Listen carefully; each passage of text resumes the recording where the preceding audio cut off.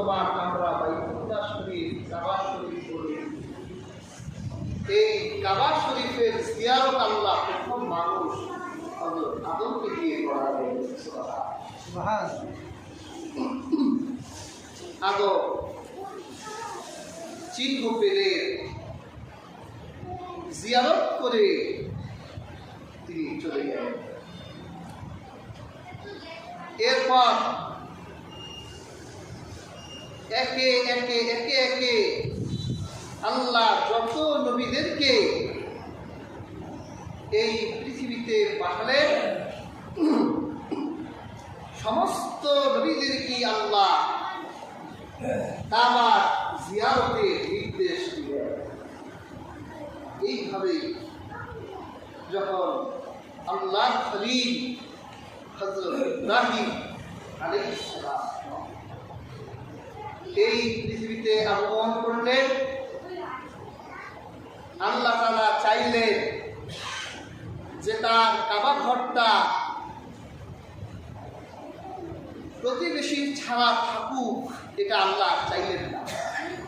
আল্লাহ ইব্রাহিমকে ঘোষণা দিলেন, আল্লাহ নির্দেশ দিলেন, তোমার স্ত্রী হাজেরা আর তার গর্ভ থেকে সদ্য জন্ম নেওয়া সন্তান ইসমাইলকে আমার সেই কাবার প্রান্তরে নির্বাসনে রেখে আসো।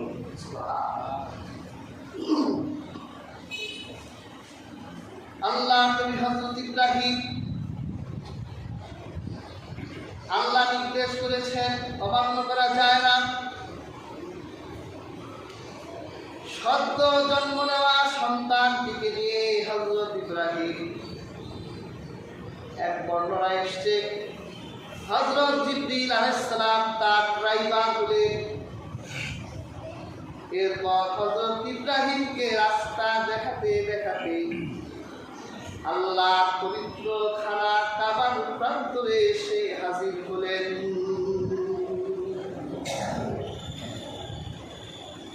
জিবরিল বললেন, এই জঙ্গলের ভিতরে আল্লাহর খানা কাবা আছে, আপনি এই জায়গায় আপনার স্ত্রী আর সন্তানকে রেখে চলে যান। আল্লাহ খানায়ে কাবা আবাদ করাবে, এই খানায়ে কাবা থেকে আল্লাহ বিশ্ববাসীকে দাওয়াত করবেন। সুবহানাল্লাহ। প্যার হাজরিন, হযরত ইব্রাহিম নবী সদ্য জন্ম নেওয়া ইসমাইলকে রেখে, হাজরাকে রেখে মনের কষ্ট বুকে চাপা দিয়ে তিনি সিরিয়ার দিকে রওনা হলেন। এই সন্তান তো তার আল্লাহর কাছে অনুনয় বিনয় করে পাওয়া সন্তান। ইব্রাহিম বৃদ্ধ বয়স পর্যন্ত সন্তানহীন ছিলেন, আল্লাহর কাছে দোয়া করতেন, রব্বি হাবলি মিনাস সালিহিন, হে রব আমাকে একটি সৎ সন্তান দান করুন। আমরা তো সন্তান না হলে পাগল হয়ে যায়, ঠিক না? বাজারে দৌড়ায় পীর ফকির হুজুর, পুরো জায়গা আর বাদ রাখি না। তারপর দোয়া করতে থাকি, দোয়া করতে করতে এক সময় আমরা ক্লান্ত হয়ে যাই। কিন্তু ইব্রাহিম 10 বছর, 20 বছর, 30 বছর দোয়া করতেই আছে, রব্বি হাবলি মিনাস সালিহিন, ক্লান্ত হচ্ছে। অবশেষে আল্লাহ পাক ইব্রাহিমের ঘরে সুসংবাদ দিলেন, ফাবাশশারনাহু বিগুলামিন হালিম। ইব্রাহিম হতাশ হলি না। বছরের পর বছর, যুগের পর যুগ আমার কাছে সন্তান চাইতেই লাগলি। যাদের ইব্রাহিম এমন এক সন্তানের সুসংবাদ দিলাম, যে সন্তান হবে ধৈর্যশীল, ধৈর্যের প্রতীক হবে তোর সেই সন্তান। সন্তানটা দিলে ইব্রাহিমের মনটা ভরে গেছে না? সন্তান পাওয়ার পর ইব্রাহিম 1 বছর সন্তান কাছে রাখতে পারল না। আল্লাহ আমার নির্দেশ দিলেন, আমার অহংকার শহর আবার করব, তোর সাধের সন্তান সহ স্ত্রী তুই শহরে রেখে আসলো। কিন্তু এখন আর যেতে মন চায়।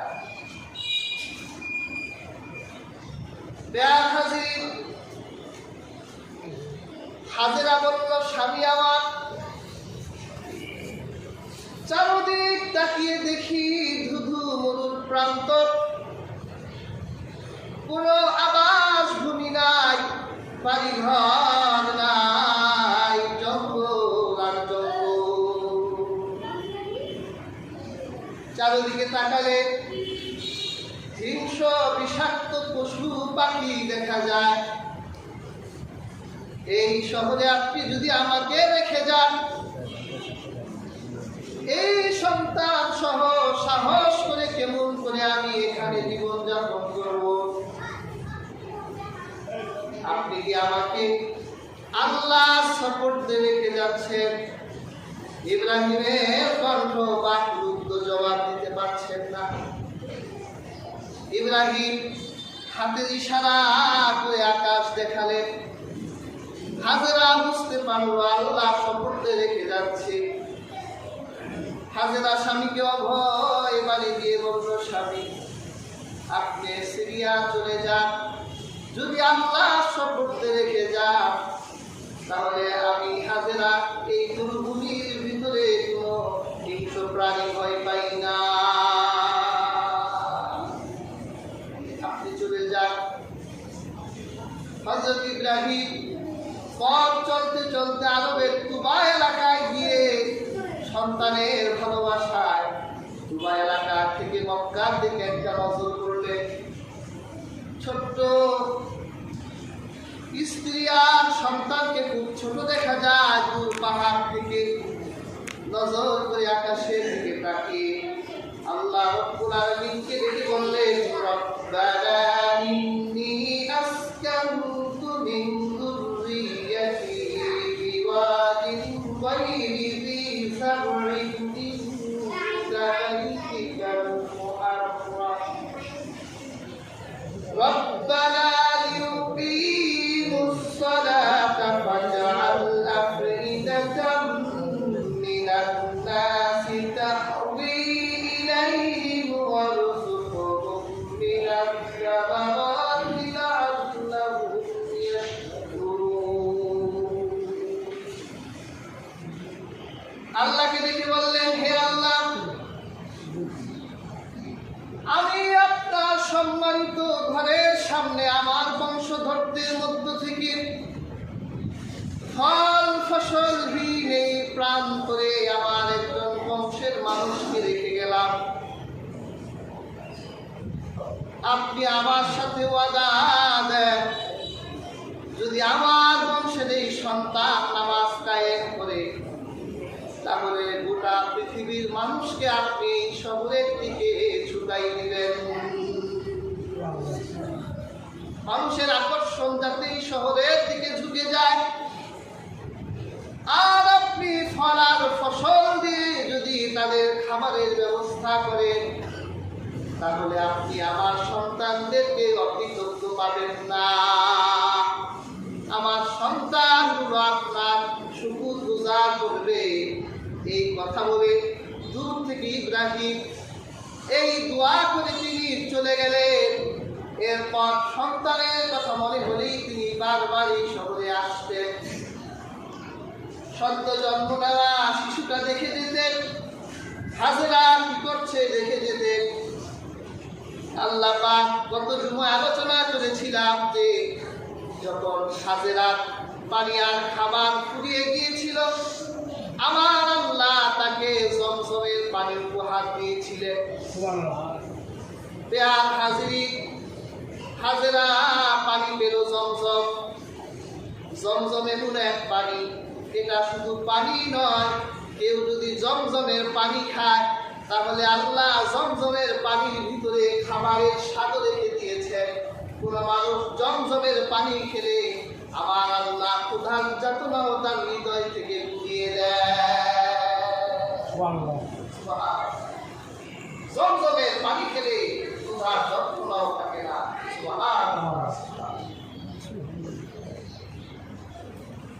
আরবের জোরভুম করতে কিছু মানুষ ব্যবসা করার জন্য রাস্তা হারায় ফেলেছে।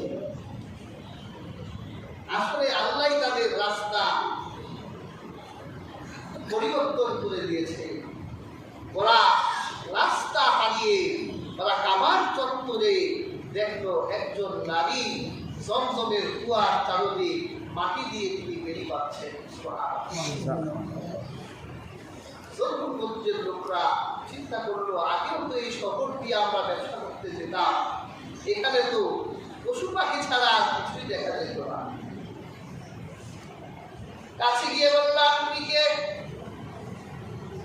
হাজেরা বলল, আমার নাম হাজেরা, আমার সন্তান ইসমাইল। এখানে কি করে? এখানে আবাদ করতে এসেছি। আমার মালিক আমাকে এই সুস্বাদু পানির